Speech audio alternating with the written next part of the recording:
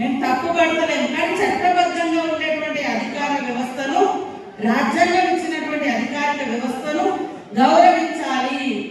అలాంటి మెసేజ్ ఖచ్చితంగా ప్రతి ప్రొడ్యూసర్, యాక్ట్ చేసేటువంటి యాక్టర్లు అది ఫాలో కావాల్సిన అవసరం ఉంది.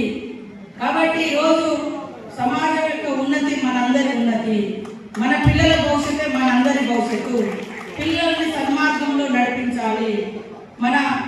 మరి పాస్టర్లు కూడా అక్కడెక్కడ మీరు బోధన చేసినప్పుడు మీరు చెప్తా ఉంటారు, స్మోకింగ్ బంద్, డ్రింకింగ్ బంద్, ఇవన్నీ చాలా గొప్ప అలవాట్లు.